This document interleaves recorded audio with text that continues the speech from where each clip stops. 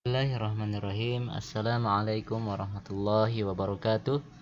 Adik-adik semuanya, alhamdulillah pada kesempatan hari ini kita akan melanjutkan pembelajaran fikih dan kita masuk ke bab mandi wajib pada pertemuan ketujuh ini. Maka kita mulai pembelajaran ini dengan bersama-sama membaca basmalah. Bismillahirrahmanirrahim. Pada bab ini, maka kita mulai dengan definisi mandi wajib yang dalam bahasa Arab disebut dengan guslun. Dari kata kerja ghasala yaghsilu, guslun. Ya. Istilah guslun ini adalah bermakna aktivitas mengalirkan air ke seluruh badan mulai dari bagian atas kepala sampai ujung kaki dengan air suci dengan tata cara tertentu. Dan ini adalah pengertian mandi, dan nanti kita juga akan ketahui bahwa dalam mandi pun nanti ada mandi wajib, ada mandi sunnah. Dan yang akan kita pelajari pada kesempatan kali ini adalah mandi wajib. Apa saja yang mewajibkan kita untuk melakukan mandi wajib? Ya, dalam hadis Rasulullah Shallallahu Alaihi Wasallam disebutkan, innamal ma'u minal ma'i. Sesungguhnya mandi itu disebabkan oleh keluarnya air, mani maksudnya. Maka dalam hal ini ada beberapa hal yang kondisi yang menyebabkan kita harus mandi wajib. Yang pertama adalah berhubungan intim untuk suami istri. Yang kedua adalah keluarnya mani karena syahwat, baik dalam keadaan tidur maupun terjaga, baik itu laki-laki ataupun perempuan. Kemudian ada haid dan nifas. Ya. Nifas biasanya terjadi setelah wanita melahirkan. Ya. Kemudian ada karena kondisi seorang yang kafir kemudian masuk Islam, juga karena kematian. Ya. Orang yang mati maka dia dimandikan, dan ini merupakan salah satu dari fardu kifayah atau kewajiban yang harus dilakukan bagi orang-orang sekitarnya memandikannya. Kemudian melahirkan, walaupun yang dilahirkannya hanya segumpal darah atau daging, ya, walaupun ada wanita yang mengalami keguguran, ya, kemudian setelah dikeluarkan jenazah bayi itu, maka dia tetap harus mandi wajib sang wanita tersebut setelah melewati masa-masa keluar darahnya.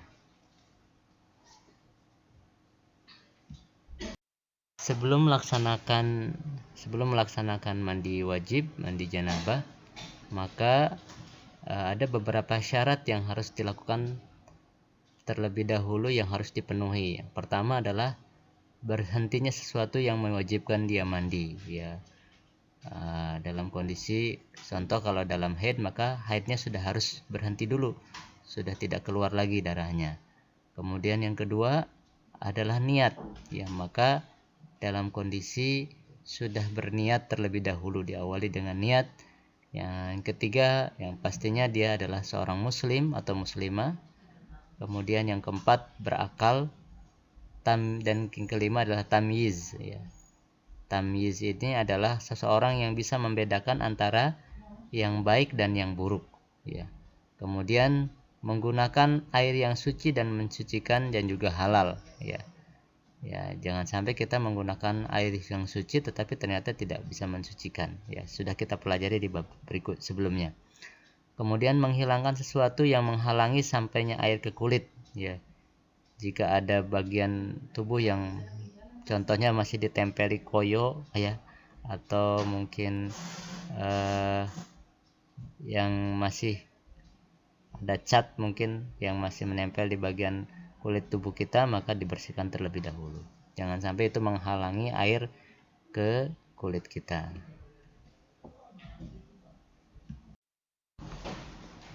Ya, ada yang perlu diketahui tentang rukun-rukun mandi, hal-hal yang harus dilakukan ketika melaksanakan mandi wajib.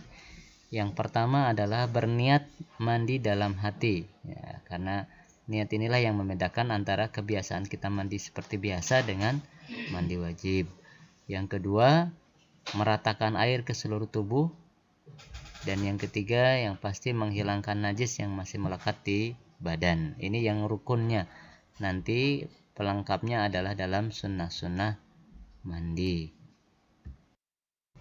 Oke, berikut adalah sunnah-sunnah mandi yang menjadi tambahan dari hal-hal yang rukun tadi. Yang pertama adalah membaca basmalah sebelum mandi. Kemudian diharapkan membaca basmalah sebelum memasuki kamar mandi. Kemudian membasuh kedua telapak tangan sebanyak 3 kali. Ya, kemudian membasuh kemaluan, membersihkannya dengan tangan kiri. Kemudian berwudu seperti wudu untuk sholat. Ya.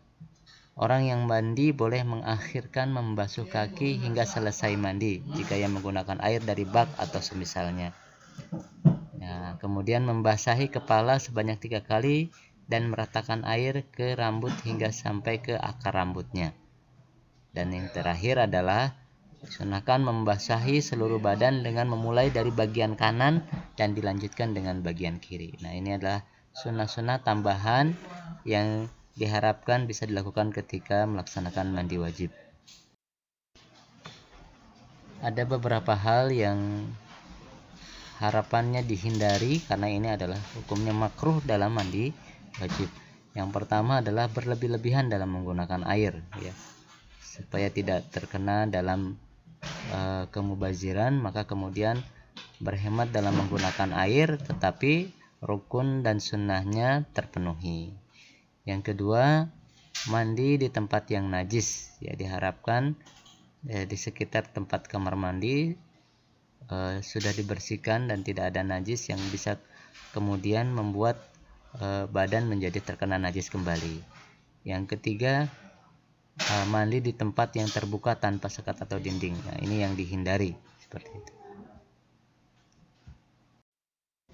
Ada beberapa kondisi yang ketika seseorang diwajibkan untuk mandi wajib, ya, atau dalam kondisi orang itu junub yang tidak boleh dilakukan oleh mereka. Yang pertama adalah dalam kondisi junub tidak boleh melaksanakan sholat apapun, baik sunnah maupun wajib. Yang kedua juga tidak boleh melakukan tawaf, ya, mengelilingi Ka'bah, ya, dalam kondisi umroh ataupun haji tidak boleh dalam kondisi junub. Kemudian yang ketiga, memegang dan membawa mushaf Al-Quran, ya, dalam kondisi junub, ya, maka dihindari untuk memegang dan membawa mushaf Al-Quran. Kemudian juga membaca Al-Quran, ya. Nah, ini yang dihindari ketika orang melaksanakan junub. Adapun ketika dia berzikir, ya, berzikir dengan memurojaah, ada yang memperbolehkannya untuk memurojaah Al-Quran. Demikian tata cara atau hal-hal yang berkaitan dengan mandi wajib. Maka kita mulai belajar untuk bisa mengikuti sunnah-sunnah Rasulullah dari mulai hal yang terkecil terlebih dahulu dan termasuk dalam mandi wajib ini. Semoga ada manfaatnya. Demikian, assalamualaikum warahmatullahi wabarakatuh.